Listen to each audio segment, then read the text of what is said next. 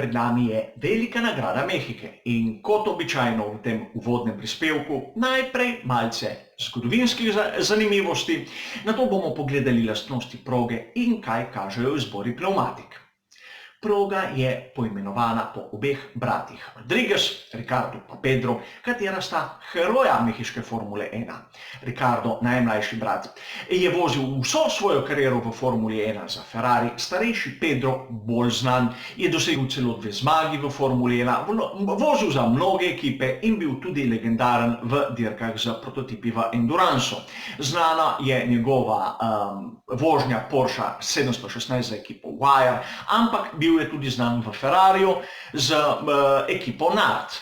A ne smemo mimo tiste zmage, ki jo je dosegel Ricci Ginter leta 1965 v Mehiki, namreč zadnja zmaga v tisti eri atmosferskih motorjev 1500 kubičnih centimetrov, prva in edina zmaga za Ginterja ter prva zmaga za Hondo kot konstruktorja v Formuli 1. Ne smemo pozabiti njihov model Honda RA272, ki je takrat postal legendaren. Pa tudi mimo izvedbe v sezoni 1986 ne smemo, ko je tu prvikrat zmagal Gerhard Berger. Bolid je bil Benetton BMW in tudi prva zmaga za Benetton v Formuli 1. Seveda, na to so sledile še mnoge, a vse se je začelo tu. No, poglejmo sedaj, kakšne so lastnosti proge bratov Rodriguez za veliko nagrado Mehike. Če pogledamo vrednosti, ki nam jih daje Pirelli, kot ponavadi bomo opazili, da so te podobne, na las podobne tistim, ki smo jih videli na veliki nagradi Avstrije.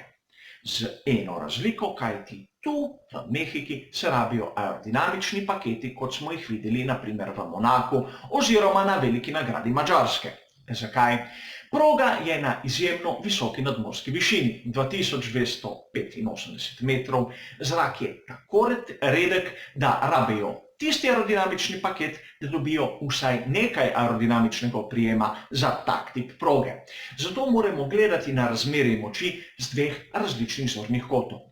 Z tiste konfiguracije, ki smo jo videli na primer na veliki nagradi Avstrije, kjer smo opazili, da sta bila Red Bull pa Ferrari v prednosti, ukolikor pa gledamo na učinkovitost aerodinamičnega paketa, ki je bil na veliki nagradi Monaka in veliki nagradi Madžarske, vidimo zopet, da so bili tu v ospredju pri Red Bullu in Mercedesu. Če k temu dodamo, da zadnje 2 izvedbi je zmagal Max Verstappen z Red Bullom, vidimo, da ne smemo nobenega izmed glavnih 3 akterjev izključiti iz borbe za zmago. Poglejmo, kaj lahko pričakujemo iz strateškega vidika. Dajem napovedi, če bo vreme suho, kar si bomo pogledali napoved malce kasneje, ampak pričakujemo lahko en postanek. V lanski izvedbi sta bila 2 postanka, a letos so pnevmatike bistveno trše. C2, C3, C4, tisti srednji izbor.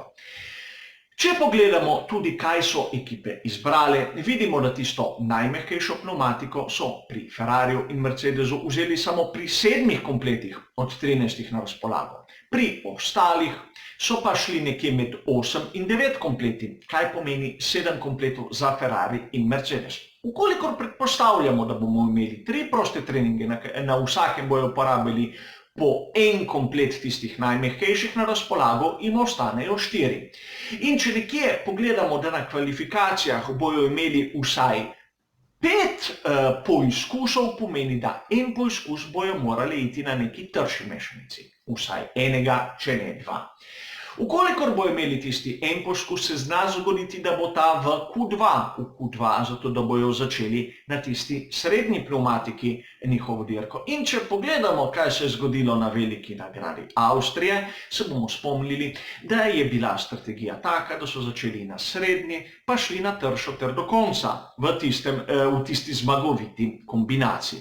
Seveda, to so špekulacije, kajti vremenska napoved pravi, da bo čez cel vikend deževalo. Kar pomeni, da kar sem govoril do zdaj, lahko sploh ne bo prišlo v poštev.